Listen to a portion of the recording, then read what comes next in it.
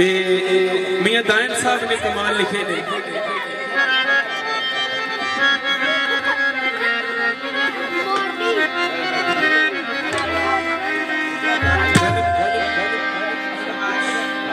गल मैंने याद आई है, बुजुर्गों ने हुक्म किया एक ते भाईरां नूं एक अपनी तरफों मैं एटम डेडिकेट कर रहा कि जो साहब इत्थों तक ते लियांदे बाबे ने ते इस तों अगे लैन वखरी है ते तीन रंग ने जे लभणे मापे हुसन ते जवानी। इन्हां तिन्हां विचों जे कोई भी जांदा रहे ना ते फिर लभदा नहीं ते सब तू बड़ी नेमत ने मापे। एक इंडिया का शायर होया उन्हें एक एटम लिखिया मैं पेश कर रहा।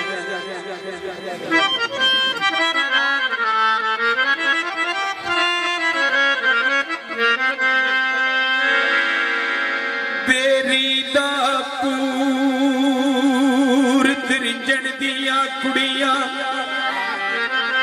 उत्ते सदा नी बहना रल के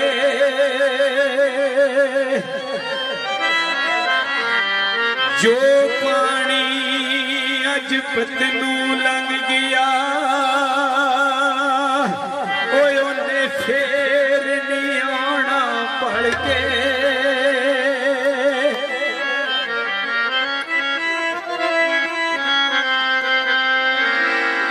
सच सियाने बोल गए रब जई सच्चाई जापे।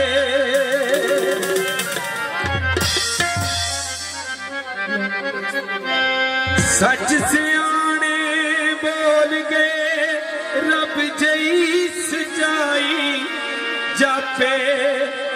ओ तीन रंग नहीं लभने बीबा हुसन जवानी ते मापे।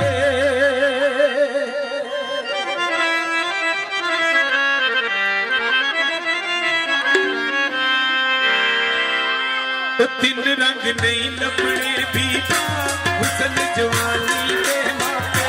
तीन रंग नहीं लभने तेनू हुसन जवानी ते मापे।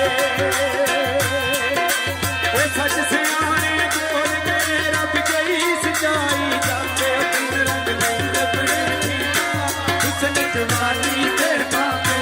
तीन रंग नहीं लभने तेनू हुसन जवानी ते मापे।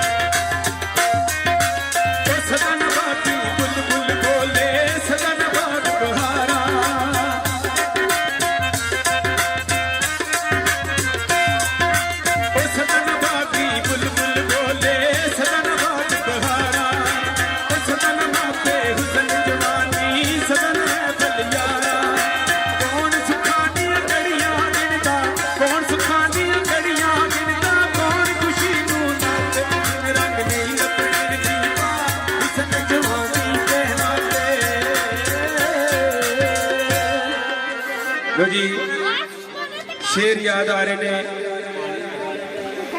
इज्जत दे शेर जनाब हुक्म करके गए ने पेश कर रहे हैं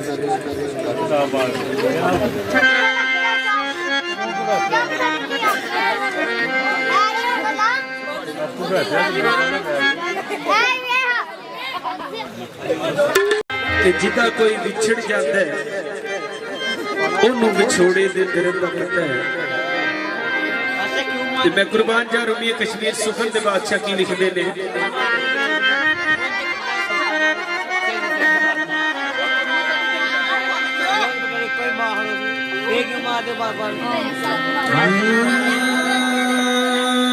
गम तेरे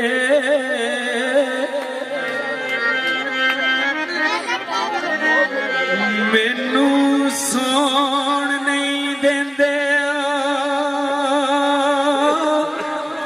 कर कर आवन आयल्ले